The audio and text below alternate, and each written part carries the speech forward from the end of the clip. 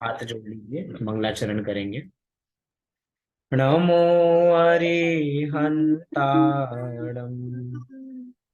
नमो सिद्धाणं, नमो वायरियाणं, नमो उवझायाणं, नमो लोये सव्यसाहूणम्। यहाँ से हम पाठ प्रारंभ करते हैं। मैं ज्ञानानंद स्वभावी हूँ का।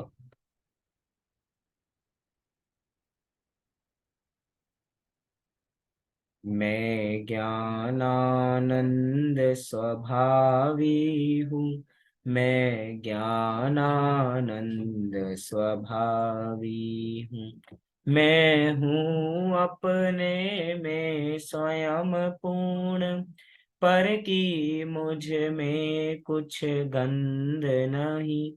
मैं अरस अरूपी अस्पर्शी, पर से कुछ भी संबंध नहीं। मैं रंग राग से भिन्न, भेद से भी मैं भिन्न निराला हूँ। मैं हूँ अखंड चैतन्य पिंड, निज रस में रमने वाला हूँ। मैं ही मेरा करता धरता, मुझ में पर का कुछ काम नहीं। मैं मुझ में रहने वाला हूँ, पर में मेरा विश्राम नहीं। मैं शुद्ध बुद्ध अविरुद्ध एक, पर परिणति से अप्रभावी हूँ। आत्मानुभूति से प्राप्त तत्व, मैं ज्ञानानंद स्वभावी हूँ। मैं ज्ञानानंद स्वभावी हूँ, मैं ज्ञानानंद स्वभावी हूँ। तो इस प्रकार हमने यहाँ पे मैं ज्ञानानंद स्वभावी हूँ का पाठ पूर्ण किया। विगत पिछली 2 कक्षाओं में हमने एक बहुत ही सुंदर पाठ प्रारंभ किया था जिसका नाम था मुक्ति का मार्ग। हम सभी को याद होगा। याद नहीं हो तो थोड़ी सी जल्दी से रिवीजन करते हैं कि क्या है मुक्ति का मार्ग। कोई प्रश्न हो तो बीच में आप बराबर पूछ सकते हैं। मुक्ति के मार्ग के बारे में पढ़ रहे हैं क्योंकि हम सभी मुक्ति चाहते हैं। जो मुक्ति चाहते हैं वही मुक्ति के मार्ग पे बराबर चलते हैं। इसीलिए आखिर मुक्ति होती क्या है, मुक्ति का मार्ग होता क्या है, इसके बारे में हम पढ़ रहे थे। तो आचार्य अमृत चंद्र देव द्वारा विरचित पुरुषार्थ सिद्धि उपाय नाम का एक बहुत ही सुंदर ग्रंथ है, जिसके माध्यम से अलग अलग गाथाएं, अलग अलग श्लोक हैं, जिसके माध्यम से हम चर्चा कर रहे थे। तो एक बात निकल कर आई थी कि मोक्ष मार्ग क्या है। तो कहा था कि सम्यक दर्शन, सम्यक ज्ञान और सम्यक चारित्र, इन तीनों की एकता का नाम ही मोक्ष मार्ग है। अर्थात ये तीनों अलग अलग मोक्ष मार्ग नहीं है कि सम्यक दर्शन का अलग मोक्ष मार्ग होगा, सम्यक ज्ञान का अलग होगा, सम्यक चारित्र का अलग होगा, नहीं।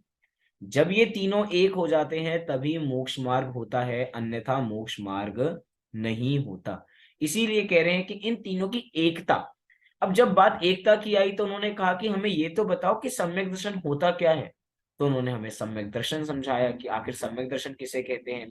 कि अपने आत्मा को जानना, अर्थात जानकर उसी का श्रद्धान करना। कैसे श्रद्धान करना कि 7 तत्वों का यथार्थ श्रद्धान करना। 7 तत्व में हमारी भी एक आत्मा है। तो यूं कह रहे हैं कि 7 तत्व जैसे हैं उनका वैसा ही श्रद्धान करना, इसका नाम ही सम्यक दर्शन है। मतलब मात्र 7 तत्वों का। और तत्व क्या है, जो वस्तु जैसी है उसको मात्र वैसा हमें जानना है और उसको वैसा श्रद्धान करना है। उसको जैसे ही हम वैसा मानने लगेंगे तो ही हमें सम्यक दर्शन बराबर हो जाएगा। साथ ही साथ हमने सम्यक ज्ञान की बात की थी। तो सम्यक ज्ञान के बारे में बताया था कि जो ज्ञान संशय, विपर्य, अनध्यवसाय, ऐसे 3 ज्ञान के दोषों से रहित होता है, उसे ही क्या कहा जाता है, उसे ही सम्यक ज्ञान कहा जाता है। जहां पे हमने संशय की परिभाषा देखी थी, विपर्य की परिभाषा देखी थी, अनध्यवसाय की परिभाषा देखी थी। तो कुल मिला के हमने सम्यक दर्शन और सम्यक ज्ञान की चर्चा हमने पूर्ण की थी। आज की कक्षा में हमें अब सम्यक चारित्र की चर्चा प्रारंभ करनी है कि आखिर ये सम्यक चारित्र है क्या और इसको प्राप्त कैसे किया जा सकता है। अगर आप सभी लोग अपनी वीडियो खोलने में कंफर्टेबल हों तो अपनी वीडियो जरूर ओपन बराबर करके रखें। हम अपनी चर्चा यहाँ से प्रारंभ करते हैं। आपको दिखाई दे रहा होगा बराबर। सम्यक चारित्र। जिज्ञासु का प्रश्न है कि अब सम्यक चारित्र के लिए भी बताइए कि आखिर सम्यक चारित्र होता क्या है। तो बहुत सुंदर एक 39 नंबर की एक गाथा बराबर लिखी आचार्य अमृत चंद देव ने। श्लोक बराबर लिखा। क्या लिखा उसके अंदर, पढ़ते हैं। चारित्रम भवति यतः समस्त सावध्य योग परिहरणात् सकल कषाय विमुक्तम विशद मुदासीनम आत्मरूपम तत्। दोबारा देखिए। चारित्रम भवति यतः समस्त सावध्य योग परिहरणात् सकल कषाय विमुक्तम विशद मुदासीन, शब्द है विदशम, उदासीनम आत्मरूपम तत्। चलिए इसका अर्थ देखते हैं। अर्थ देखने के बाद इसको दोबारा हम यहाँ पे पढ़ेंगे। क्या लिखा है यहाँ पर, लिखा कि समस्त सावध्य योग से रहित शुभाशुभ भाव रूप कषाय भाव से विमुक्त जगत के उदासीन रूप निर्मल आत्मलीनता ही सम्यक चारित्र है। कितनी सुंदर परिभाषा वास्तव में दी है। हमने पिछली कक्षा में भी देखा था कि चारित्र क्या है। तो हमने कहा था जो हम वस्तुओं को जान रहे हैं और बारंबार जानते ही रहें, मतलब जानना तो सम्यक ज्ञान है, लेकिन जानते रहना जो रिपीटेशन होती है उसी का नाम चारित्र है। और यहाँ पे चारित्र के बारे में क्या कह रहे हैं कि समस्त सावध्य योग से रहित। ये सावध्य योग क्या होता है? सावध्य वो सारे वो कार्य होते हैं जिसके अंदर बहुत हिंसा होती है। क्या होती है? जिन कार्यों में बहुत हिंसा होती है उनको सावध्य से जोड़ा बराबर जाता है। और योग क्या है? तो मन वचन काय को योग कहते हैं। तो कह रहे हैं कि समस्त सावध्य योग से रहित, मतलब जितने हिंसा के कार्य होते हैं ना उनमें हमें मन से, ना वचन से, ना काय से, हर तरीके से उनसे रहित। साथ ही साथ शुभाशुभ भाव रूप, इसी शुभाशुभ भाव को कहें तो हम कह सकते हैं अशुद्ध भाव। एक शब्द में शुभ और अशुभ को एक शब्दों में क्या कहेंगे? अशुद्ध। फिर से, शुभ और अशुभ को एक शब्द में क्या कहेंगे? अशुद्ध।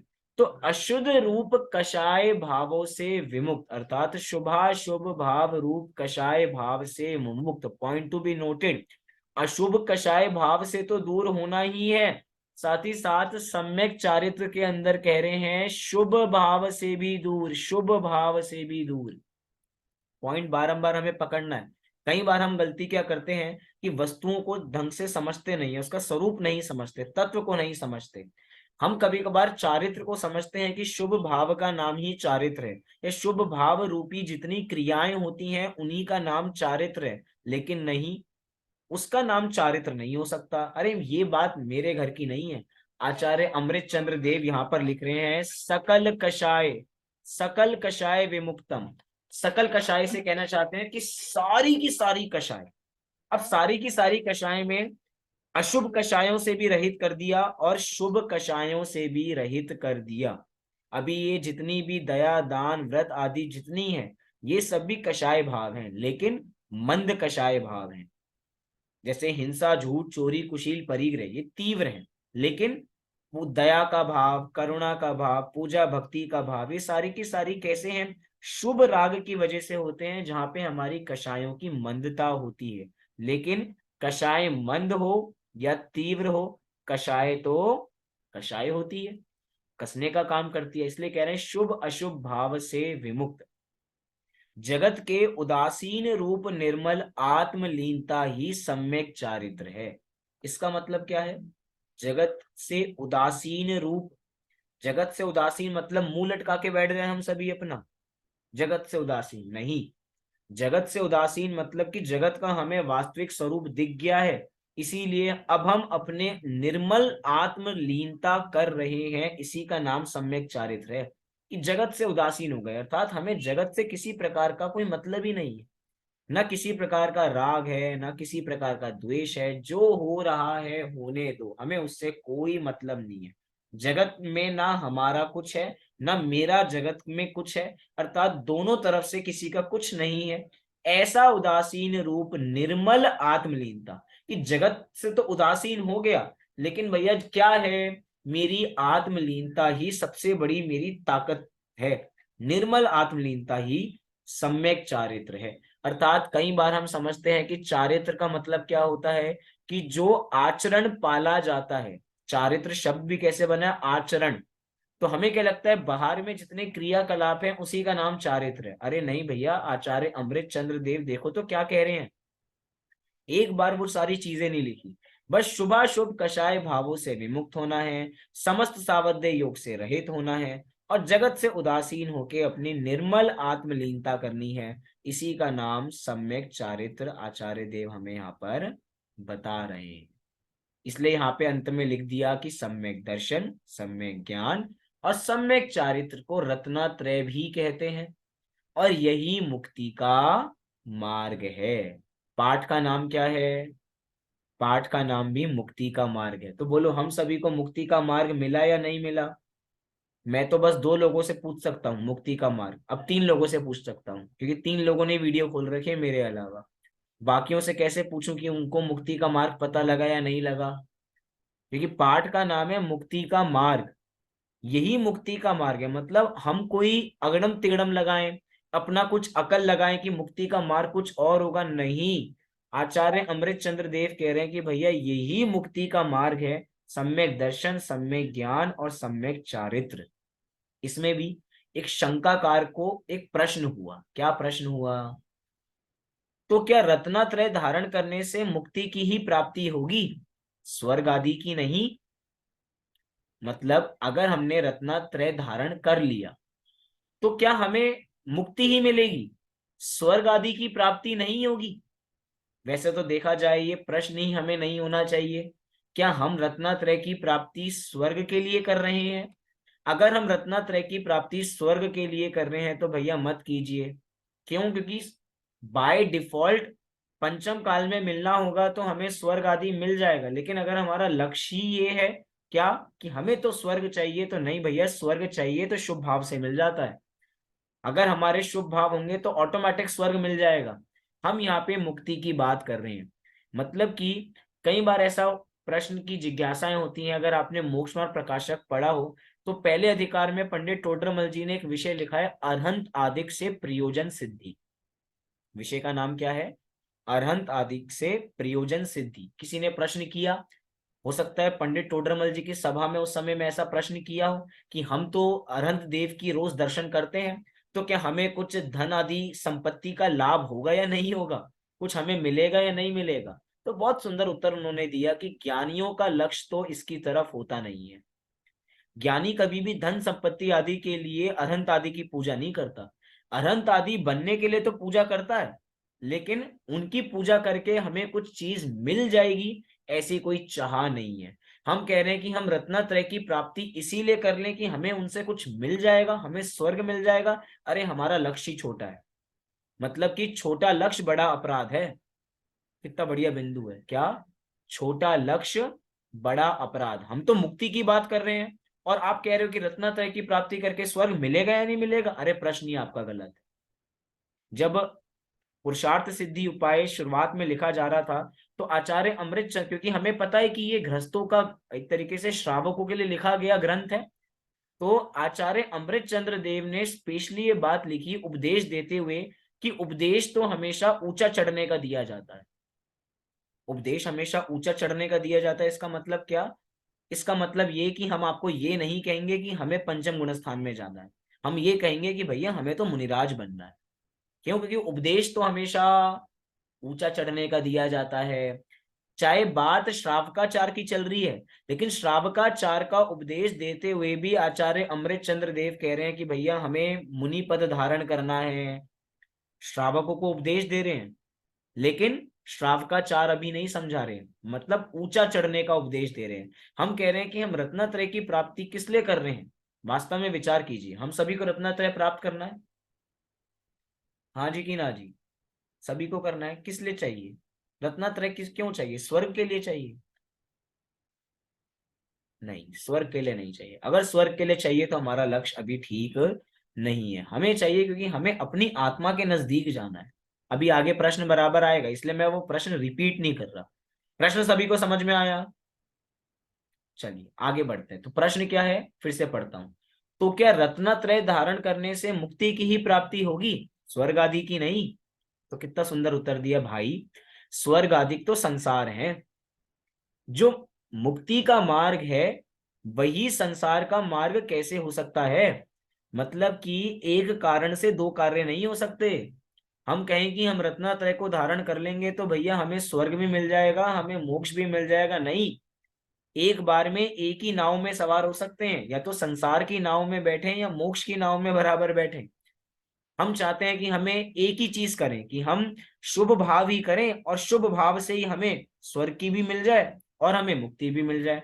हम रत्नत्रय धारण कर लें तो हमें स्वर्ग भी मिल जाए, हमें मोक्ष भी मिल जाए, नहीं। क्योंकि स्वर्ग आदि तो संसार है और हमें संसार में रुचता नहीं है।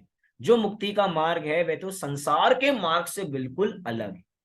आगे कह रहे हैं, स्वर्ग आदि की प्राप्ति तो मुक्ति मार्ग के पथिक को होने वाले हे रूप शुभ भाव से देव आयु आदि पुण्य का बंध होने पर सहज ही हो जाती है। कितना बढ़िया सटीक पॉइंट आया। कह रहे हैं स्वर्ग आदि की प्राप्ति तो मुक्ति मार्ग के पथिक को होने वाले हे रूप शुभ भाव, शुभ भाव को भी क्या कह रहे हैं, हे कह रहे हैं। क्यों कह रहे हैं शुभ भाव को हे? देखिए, शुभ भाव को, आवाज आ रही है आप सभी को? हाँ। हाँ शुभ भाव पंडित जी। को हे इसीलिए कहा जा रहा है, किसकी अपेक्षा से कहा जा रहा है? शुद्ध भाव की अपेक्षा से। क्योंकि जिस समय शुद्ध भाव की चर्चा चल रही है उस समय भैया शुभ भाव कहीं स्टैंड नहीं करता। अगर किसी जिनागम में शुभ भाव को करने के लिए कहा भी जा रहा है तो इसलिए कहा जा रहा है कि अशुभ से बचने के लिए। जो व्यक्ति पाप में लीन है उसको पाप से बचाने के लिए शुभ भाव को अच्छा कहा जाएगा, कि भैया तुम मंदिर जाया करो, दया दान किया करो। क्योंकि वो करता नहीं है, वो मंदिर नहीं जाता, वो रात्रि में भोजन करता है, तो उसको ऐसे उपादेय बताया जाएगा। लेकिन भैया अब तो शुद्ध भाव की बात चल रही है। शुद्ध भाव के लिए तो शुभ भाव भी हे है, और हे उसे कहा जाता है जो छोड़ने योग्य होता है। इसका मतलब ये है कि जितने हमारे मुनिराज हैं उनको 28 मूल गुणों का पालन करना अच्छा नहीं लगता। Point to be noted, disclaimer. ये वचन कब मैं कह सकता हूं, क्यों? क्योंकि हमारे मुनिराजों को अपनी आत्मा रुचती है, अपनी आत्मा का शुद्ध भाव रुचता है, इसीलिए उनको 28 मूल गुणों का पालन करना भी रुचता नहीं है। क्यों? क्योंकि 28 मूल गुण तो एक तरीके से मार्ग में अड़कन है ना। क्योंकि जब तक 28 मूल गुणों का पालन करेंगे तब तक अपनी आत्मा में लीन नहीं होंगे। इस बात को अन्यथा किसी प्रकार नहीं लेना। जिनागम की जो बात जिस अपेक्षा से कही जा रही है हमें मात्र उस अपेक्षा से ग्रहण करनी है। 28 मूल गुणों को भी पालन करने के लिए कहा जाएगा, लेकिन जब आत्मा की बात आ जाती है तो उस समय 28 मूल गुण पालन क्या बराबर रह जाते हैं। जिन्होंने वास्तव में अपनी आत्मा का रस चखा उस समय वो सारे के सारे शुभ भाव हे रहते हैं। तभी कहा जाता है भैया हमारे मुनिराज छठे सातवें गुण स्थान में जो झूलते हैं ना, तो बार बार सातवें गुण स्थान में जाने का प्रयास चलता है उनका। छठवें में उनको आनंद नहीं आता, क्योंकि छठवें में आके तो शुभोपयोग की भट्टी में जल रहे हैं। ऐसा लगता है कि शुभोपयोग तो भैया हमें जला रहे हैं, हमारा उपयोग खर्च कर रहे हैं बराबर, हमें बंधन कर रहे हैं और हमें बंधना नहीं है। हमें तो मुक्त होना है, तो मुक्त होने के लिए हमें शुद्ध भाव का सहारा लेना चाहिए। इसीलिए कह रहे हैं कि शुभ भाव, फिर से, हे रूप शुभ भाव से देव आयु आदि पुण्य का बंध होने पर भी सहज ही हो जाती है। मतलब क्या? कि ज्ञानियों को अलग से कोई कार्य नहीं करना पड़ता। पंचम काल है, हमें सबको पता है कि पंचम काल में मुक्ति की प्राप्ति नहीं होती। अब बोलो, रत्नत्रय की प्राप्ति, रत्नत्रय प्राप्त करें या नहीं करें? अरे करें। बाय डिफॉल्ट है कि स्वर्ग आदि की प्राप्ति हो जाएगी, लेकिन क्या स्वर्ग आदि की प्राप्ति के लिए रत्नत्रय प्राप्त किया था? नहीं, स्वर्ग आदि की प्राप्ति के लिए रत्नत्रय प्राप्त नहीं किया था, वो तो इस काल में है ही नहीं, मोक्ष है नहीं, इसलिए बाय डिफॉल्ट, क्योंकि जिस समय अपनी आत्मा में लीन नहीं है तो उस समय शुभोपयोग होगा, और शुभोपयोग होगा तो 28 मूल गुणों का पालन होगा, और जिस समय 28 मूल गुणों का पालन होगा उस समय कषायों की मंदता होगी, जिस समय कषायों की मंदता होगी तो कषायों की मंदता से ऑटोमेटिक अच्छे कर्म बनते हैं, और अच्छे कर्मों के उदय से अच्छी गति मिल जाती है, जिसको अच्छी गति में अभी कह रहा हूं वो अच्छी है नहीं वास्तव में, पॉइंट टू बी नोटेड। वो अच्छी गति संसार की अपेक्षा से हम कह सकते हैं, लेकिन वास्तव में भैया गति तो घुमाने वाली ही होती है। संसार अवस्था का नाम गति है, और हम संसार में रहना नहीं चाहते। ये बिंदु सभी को समझ में आ रहा है? हाँ जी कि ना जी? बहुत सारे लोग मुझे बहुत दिनों बाद दिखाई दे रहे हैं। भैया जी रिपीट कर देंगे क्योंकि मेरा नेटवर्क इशू इतना है कि हर बार अटक रहा है, बहुत अटक रहा है। नेटवर्क इशू बहुत ज्यादा है भैया, तो कुछ भी समझ में नहीं आ रहा मुझे। चलिए एक बार फिर रिपीट करता हूँ, अभी आ रही है आवाज आपको? हाँ अभी आ रही है। बात क्या चल रही है? बात चल रही है शुभ भाव की, कि शुभ भाव को हे इधर कहा जा रहा है। तो क्यों कहा जा रहा है? क्योंकि अभी शुद्ध भाव की बात चल रही है। शुद्ध भाव की अपेक्षा वो शुभ भाव भी हे है। हमारे मुनिराजों को वो भी अड़चन लगती है कि कब ये शुभ भाव जाए तो कब मैं अपनी आत्मा में लीन हूं, क्योंकि आत्मा का रस जिसने चख लिया वो अशुद्ध भाव में उसको कहाँ रास आएगा, कहाँ उसको शुभ भाव में रास आएगा। जब शुभ भाव में आते हैं, शुभोपयोग में आते हैं, तो ऐसा लगता है कि उपयोग मतलब कि एक तरीके से भट्टी में जल रहे हैं, क्योंकि बंधन का कार्य हो रहा है, और हमारे मुनिराज बंधना नहीं चाहते। इसीलिए कह रहे हैं कि भैया हमें स्वर्ग की प्राप्ति नहीं करनी है, मतलब एक तरीके से रत्नात्रय की प्राप्ति हमें स्वर्ग के लिए नहीं करनी है भैया। रत्नात्रय तो मुक्ति मार्ग है, बंधन का मार्ग नहीं है। इससे बंधते नहीं है भैया, इसे तो छूटते हैं। शंकाकार का प्रश्न है, तो फिर रत्नात्रय के धारी मुनिराज स्वर्ग आदि क्यों जाते हैं? हमने तो देखा है कि जो रत्नात्रय के धारी मुनिराज हैं वे स्वर्ग चले गए। अगर मैं अभी की बात करूं, पंचम काल में ही हमारे आचार्य कुंद कुंद देव हुए हैं, आचार्य अमृत चंद्र देव हुए हैं, तो पंचम काल में तो मुक्ति नहीं होती है, तो निश्चित रूप से ही स्वर्ग आदि ही गए होंगे ना। प्रश्न यहाँ पे है, क्योंकि पंचम काल के हमारे मुनिराज हैं। अब बात यही है, उसका उत्तर देखिए कितना सुंदर दिया। रत्नात्रय तो मुक्ति का ही कारण है, पॉइंट टू बी नोटेड, मुक्ति का ही। बोलो सम्यक।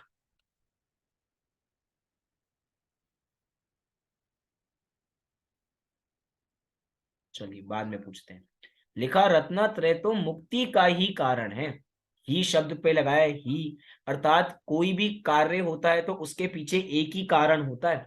कभी आपके साथ कोई चर्चा होगी उपादान निमित्त की, तब उसके विषय में चर्चा करेंगे कि कारण कार्य संबंध कैसे होता है।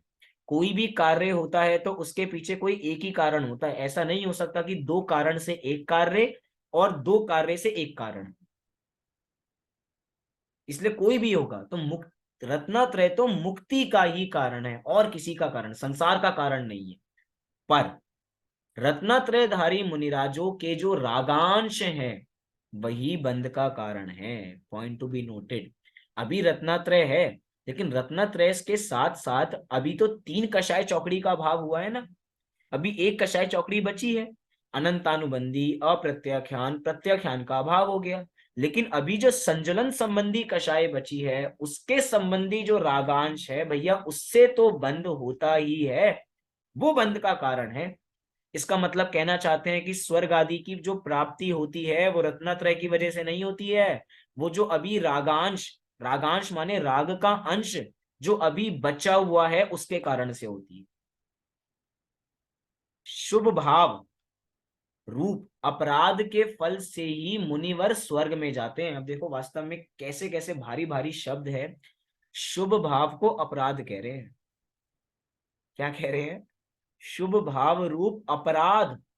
हमें शुभ भाव अपराध करता हुआ लगते नहीं है कि हम कोई अपराध कर रहे हैं, लेकिन किसकी अपेक्षा से? शुद्ध भाव की अपेक्षा से बात चल रही है। कभी हम भी कहने लगे इस समय में कि भैया शुभ भाव तो अपराध हैं, नहीं भैया अभी नहीं चलेगा, अभी तो हम पाप में लीन है।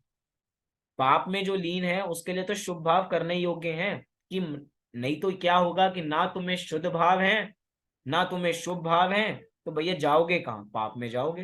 पाप से बचने के लिए अभी के लिए कहा जा रहा है? बोलो सम्यक। भैया आपने कहा था कि जिनको रत्नात्रय हो जाता है हम्म। कि वो लोग मोक्ष नहीं, वो जो मुनिराज होते हैं वो मोक्ष नहीं जाते, या फिर जो श्रावक होते हैं वो मोक्ष नहीं जाते। भैया आपने कहा था कि पंचम काल में जीव मोक्ष नहीं जाते हैं, जिनको रत्नात्रय हो जाता है वो देव गति में जाते हैं, देव या मनुष्य गति मतलब। हम्म। तो पंचम भैया काल की लेकिन, बात है बस। हाँ पंचम काल में भैया कुछ नंबर, मतलब एक कुछ नंबर है मुझे याद नहीं है, उतने नंबर के जीव तो जाते हैं ना मोक्ष। पं, पंचम काल में तो मुक्ति होती ही नहीं है। भैया कुछ 100-200 नंबर ऑफ लोग बस है ना। चौथे काल में ही मुक्ति होती है। और जो अगर पंचम काल में मुक्ति जिनको हुई भी है वो प्रारंभ में हुई है, वो भी कैसे कि जिनका जन्म चौथे काल में हुआ था। ठीक है भैया। पंचम काल में वैसे किसी प्रकार की मुक्ति नहीं है। चलिए हम अपनी वापसी विषय पे बराबर आते हैं कि शुभ भाव रूप अपराध के फल से मुनिवर स्वर्ग में जाते हैं।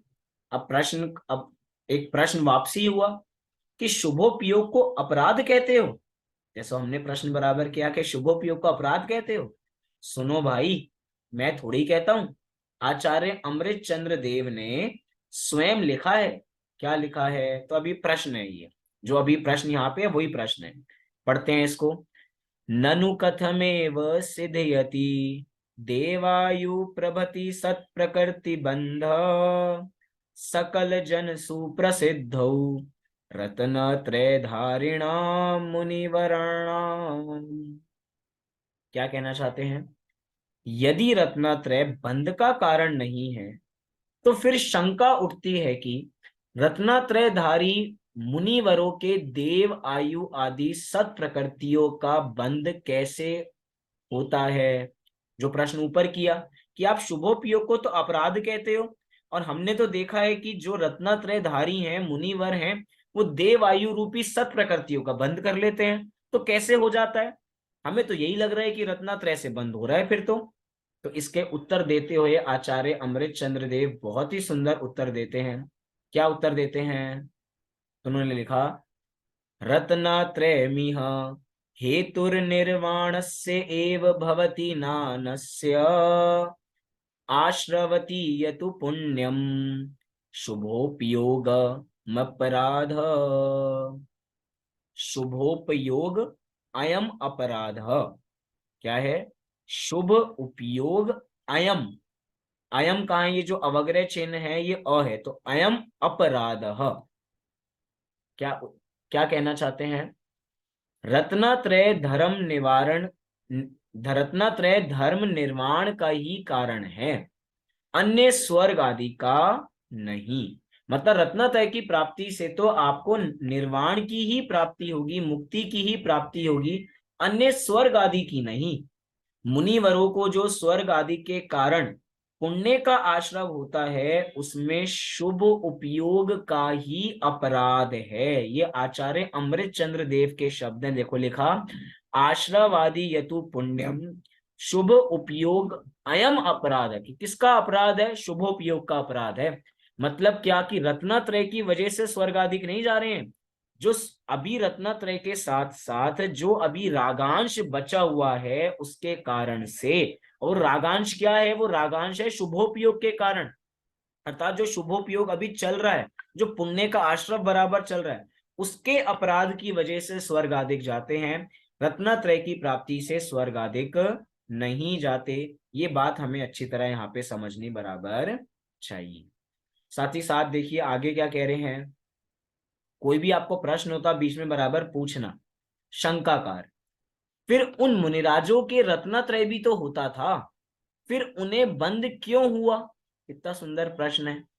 प्रश्न समझ में आएगा तो उत्तर समझने में और मजा आएगा। उन मुनिवरों के रत्नत्रय भी तो था, फिर उन्हें बंद क्यों हुआ? शंकाकार को लग रहा है कि भैया एक बार रत्नत्रय की प्राप्ति हो जाएगी तो फिर तो बंद होगा ही नहीं।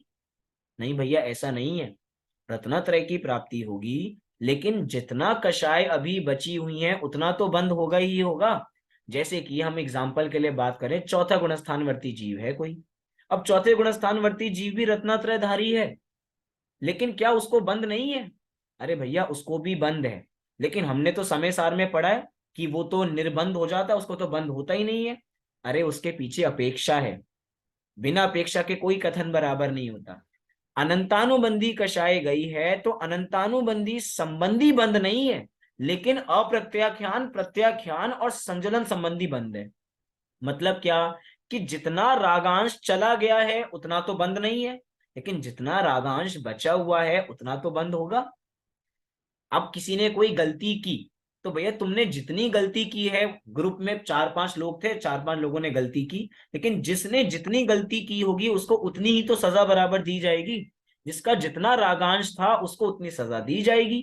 तो भैया कर्मों से छूटा नहीं जा सकता। यहाँ पे इस बात को स्पेसिफाई करना चाहते हैं। जैसे कोई पंचम गुणस्थानवर्ती जीव है, तो पंचम गुणस्थानवर्ती जीव की दो कषाय चौकड़ी का अभाव है, तो दो कषाय चौकड़ी संबंधी बंद नहीं है, लेकिन जो दो कषाय चौकड़ी बची है उस संबंधी तो बंद होगा या नहीं होगा? नहीं, उस संबंधी बंद होगा। ऐसी मुनिराज है, मुनिराज के तीन कषाय चौकड़ी का तो अभाव है, तो तीन कषाय चौकड़ी संबंधी तो बंद नहीं हो रहा, लेकिन अभी संजलन कषाय बची हुई है। संजलन कषाय जाएगी 10वें गुणस्थान के अंत में, मतलब तब तक बंद होता रहेगा। पॉइंट। मतलब जितनी जिसकी कषाय बची हैं उसको तो बंद उतना होगा ही होगा। तो अच्छा ये बताइए हमें कितना बंद होगा? अरे हमारी तो सारी की सारी कषाय हैं, अनंतानुबंधी भी है, अप्रत्याख्यान भी है, प्रत्याख्यान भी है, संजलन भी है, सभी के सभी कषाय जागृत हैं, और उससे भी बड़ा मिथ्यात्व है अभी तो मतलब बंद ही बंद हो रहा है हमें तो। हम कह रहे हैं अगर हमें निर्बंध होना है तो भैया मिथ्यात्व को हमें छोड़ना पड़ेगा, और मिथ्यात्व छूटेगा तो हमारा मुक्ति का मार्ग आगे खुलेगा। देखो प्रवचनकार बहुत सुंदर उत्तर दे रहे हैं कि जितने अंशों में रत्नत्रय है उतने अंशों में अबंध है। अबंध है मतलब क्या? बंद नहीं है। अबंध है माने बंद नहीं। तो जितने अंशों में रत्नत्रय है, कितने अंशों में? तो जितनी जितनी कषाय चौकड़ी जा चुकी है, अर्थात जिनका अभाव हो चुका है, उस संबंधी तो बंद नहीं है, लेकिन जितना है कषाय उतनी है। जितने अंशों में रागाधिक हैं उतने अंशों में बंद है। कहा भी है, अभी क्या कहा है? 3 छंदों में कहा है। कौन कौन से? 212, 213 और 214 नंबर का छंद आपको पुरुषार्थ सिद्धि उपाय में मिलेगा। क्या कहा है, इसको पढ़ते हैं। ये नांशेन सुदृष्टि तेनांशेनास्य बंधनम नास्ति, ये नांशेन तु रागः तेनांशेनास्य बंधनम भवति, ये नांशेन ज्ञानम तेनांशेनास्य बंधनम नास्ति, ये नांशेन तु रागः तेनांशेनस्य बंधनम भवति, ये नांशेन चरित्रम तेनांशेनास्य बंधनम नास्ति, येनांशेन तु रागः तेनांशेनास्य बंधनम भवति। इतने सरल वास्तव में संस्कृत के छंद हैं। अगर मैं अर्थ ना भी पढ़ूं और आप भी अपने उपयोग को केंद्रित करें तो आपको भी समझ में आएगा। क्या कह रहे हैं? येनांशेन सुदृष्टि। सुदृष्टि मतलब क्या है? सम्यक दर्शन। सुदृष्टि माने सम्यक दर्शन। तो ये नांशेन, ये माने जितने, अंशेन अर्थात अंश में, जितने अंश में सुदृष्टि अर्थात सम्यक दर्शन है, तेनांशेन अर्थात उतने अंश में बंधनम नास्ति, उतने अंश में बंधन नहीं है, लेकिन ये नांशेन तु रागः कि जितने अंश में राग है, तेनांशेन से बंधनम भवति कि उतने अंश में तो बंधन होगा ही होगा। ऐसे ही ये नांशेनम ज्ञानम कि जितने अंश में ज्ञान है, तेनांशेन से बंधनम नास्ति उतने अंश में बंधन नहीं होता, लेकिन जितने अंश में राग है उतने अंश में तो बंधन होता है। लिखा बंधनम नास्ति मतलब बंधन नहीं है, न अस्ति, और बंधनम भवति मतलब बंधन होता है। तीसरा छंद, ये नांशेन चरित्रम कि जितने अंश में चारित्र है, तेनांशेन से बंधनम नास्ति कि उतने अंश में बंधन नहीं होता, लेकिन ये नांशेन से तु रागः कि जितने अंश में राग है उतने अंश में बंधन भी होता है। मतलब कि भैया हमने जितनों का अभाव कर दिया उस संबंधी तो बंध नहीं है, लेकिन जितने अभी हमारे पास शेष हैं उसका तो बंधन होगा ही होगा। बोलो सम्यक। और जो इसमें राग की बात कर रहे हैं हम, इसमें राग द्वेष मोह आदि सभी भाव को ले या फिर खाली राग की बात हो रही है? कौन से राग की, एक बार दोबारा बोलिए। या इस छंद के अंदर खाली राग की बात हो रही है या राग द्वेष मोह आदि भावों की बात हो रही है? मोह राग द्वेष सभी प्रकार के भाव हैं, लेकिन अब जो हमारे जितने मुनिराज हैं उनके ऐसे भाव प्रकट रूप में दिखाई नहीं देते हैं कि उनको, अगर हम मुनिराज के पास जाएंगे तो उनको किस प्रकार का राग है, किस प्रकार का द्वेष है, इसको समझाना बहुत मुश्किल है। क्यों? क्योंकि अनंतानुबंधी संबंधी राग द्वेष तो दिखाई देता है, लेकिन अब तो कषाएं सारी जा चुकी है ना, बस एक कषाय बची है। और संजलन कषाय भी कैसी है? गोमट सार में आचार्य नेमि चंद्र देव ने बहुत सुंदर उदाहरण दिया। कहा कि संजलन कषाय तो पानी पे खींची गई रेखा के समान है। अच्छा बताओ, पानी पे रेखा खींच सकते हैं? पानी पे रेखा खींच नहीं। सकते हैं? नहीं, पानी पे रेखा नहीं खींच सकते। तो पानी की रेखा खींचेंगे वो मिटती जाएगी। कह रहे हैं ऐसी संजलन कषाय है। और अनंतानुबंधी कषाय कैसी है? पत्थर पे खींची गई लकीर के समान। मतलब ये बात है कि उनके सारी कषाएं होंगी, लेकिन कोई कहे कि कषाय दिख क्यों नहीं रही है, तो प्रकट रूप में हमें दिखाई दे ऐसी बात वो कषाएं नहीं है, जैसी अनंतानुबंधी कषाय बराबर दिखाई देती है। चलिए इसका अर्थ बराबर पढ़ते हैं। क्या लिखा है? कोई पढ़ेगा इसका अर्थ? सर मैं पढ़ूं? पढ़िए। इस आत्मा के जिस अंश में सम्यक दर्शन है उस अंश यानी पर्याय से बंध नहीं है, तथा जिस अंश में राग है उस अंश में से बंध होता है। जिस अंश से इसके ज्ञान है उस अंश से बंध नहीं है, और जिस अंश से राग है उस अंश से बंध होता है। जिस अंश से इसके चारित्र है उस अंश से इसमें बंध नहीं है, और जिस अंश से राग है उस अंश से बंध होता है। अथ यदि हमें बंध का अभाव करना है अर्थात दुख मेटना है, तो रत्नत्रय रूप का परिणमन करना चाहिए। यही एकमात्र सांसारिक दुखों से छूटने के लिए सच्चा मुक्ति का मार्ग है। मुक्ति का मार्ग है, अर्थात कितनी सुंदर, आपने बहुत सुंदर पढ़ा, बहुत सुंदर, धन्यवाद। कितनी बढ़िया बात यहाँ पे कह रहे हैं कि जो जो हमने बातें की कि जितने अंश में है, जितने अंश में सम्यक दर्शन है, जितने अंश में सम्यक ज्ञान है, जितने अंश में सम्यक चारित्र है, तो भैया उतने अंश में तो बंधन नहीं है। और सबसे बड़ी बात है, सम्यक दर्शन कोई अंश के माध्यम से नहीं होता। सम्यक दर्शन तो सम्यक दर्शन होता है। लेकिन मुख्य रूप से जो चारित्र की बात कर रहे हैं कि जितने अंश में चारित्र है उतने अंश में किसी प्रकार का बंध नहीं होगा। लेकिन भैया जितने अंश में अभी अचारित्र है, मतलब चारित्र ही नहीं है कषायों के माध्यम से, तो उतने अंश में तो बंधन होगा। कोई कहे नहीं नहीं मेरे पास तो टिकट है सम्यक दर्शन की। अरे सम्यक दर्शन की टिकट होगी, लेकिन कषाय भी तो हैं। तो जितनी कषाय हैं उन संबंधी तो बंद है, लेकिन जितनी कषाय नहीं है उन संबंधी बंद नहीं है। इसीलिए आखिरी में लिखा कि अतः यदि हमें बंध का अभाव करना है तो हमें अपना दुख मेटना है, और दुख मेटने के लिए रत्नात्रय की प्राप्ति हमें करनी चाहिए। और वही रत्नात्रय की प्राप्ति ही एक सच्चा मुक्ति का उपाय है, वही मुक्ति का मार्ग है। इसके अलावा कोई दूसरा उपाय नहीं है मुक्ति का। हम कहीं कोई नया मार्ग डेवलप कर लेंगे, ऐसा नहीं है। कोई रास्ता डेवलप नहीं किया जा सकता। मात्र सम्यक दर्शन, सम्यक ज्ञान, सम्यक चारित्र।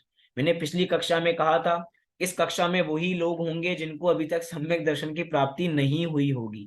कहा था ना मैंने कि सम्यक दर्शन है कितने देर का काम? अंतर्मूर्त का काम है। मतलब अभी हम सभी हैं तो हमें प्रयास करना है कि हम सबको सम्यक दर्शन चाहिए। बस एक बार सम्यक दर्शन ले लें तो भैया ज्ञान ऑटोमेटिक सम्यक हो जाएगा, चारित्र अपनी भूमिका के साथ ऑटोमेटिक हो जाएगा। ये जो मिथ्या दर्शन है और ये जो मिथ्या चारित्र है ना, ये मिथ्या दर्शन दो शब्द होते हैं, एक होता है अटकन और एक होता है भटकन। क्या? अटकन और भटकन। मिथ्या दर्शन जो है वो वास्तव में क्या है? अटकन है या भटकन है? वो तो भटकन है, भटका रहा है हमें। और ये चारित्र क्या है? ये चारित्र है अभी हमारा अटकन, अटकाता है लेकिन भटकाता नहीं है। ठीक है, चारित्र अपनी भूमिका के अनुसार हो जाएगा, लेकिन अगर भटक जाएंगे तो भैया अटकने का चांस ही कहाँ मिलेगा हमें। हम कभी हाईवे पे बराबर जा रहे हैं, वैसे हाईवे पे स्पीड ब्रेकर्स होते नहीं है, लेकिन अगर वहां पे स्पीड ब्रेकर्स बनाए भी जाते हैं तो क्यों बनाए जाते हैं? आपकी स्पीड को रोकने के लिए नहीं बनाए जाते, स्पीड को कम करने के लिए बनाए जाते हैं। वो आपकी अड़कन हो सकती है, भटकन नहीं हो सकती है, वो रोकेंगे। ऐसे ही मिथ्या अभी जितने अंश में राग अंश अभी बचा हुआ है, कषाय बची हुई है, वो आपको रोक रही है, लेकिन इसका मतलब ये नहीं कि हम मुक्ति का मार्ग कंप्लीट नहीं कर सकते हैं। लेकिन अगर मार्ग से भटक ही गए, अर्थात मिथ्या दर्शन में ही उलझे रहे, तो भैया आगे हमारा मार्ग कैसे बढ़ेगा? इसीलिए कह रहे हैं कि हमें सम्यक दर्शन की प्राप्ति करनी है, सम्यक ज्ञान की प्राप्ति करनी है, सम्यक चारित्र की प्राप्ति करनी है, तो हमारा मुक्ति का मार्ग कंप्लीट हो जाएगा। तो इसके माध्यम से हमने ये पाठ यहीं पे पूर्ण किया। हमारे बस पाठ ही पाठ पूर्ण होते जा रहे हैं, हमारे किसी का सम्यक दर्शन पूर्ण नहीं हो रहा। हम आरंभ पाठशाला में कोर्स कंप्लीट करने के लिए नहीं है कि हमें कोई रश है कि हमें कोर्स कंप्लीट करना ही करना है। हम आरंभ पाठशाला में अरहम बनने के लिए हैं। अहम से अरहम बनना है तो बस अब तो करना ही है। तो हम सभी सम्यक दर्शन की प्राप्ति करें। इसी मंगल भावना से इस कक्षा को हम यहीं पे अभी विराम देते हैं।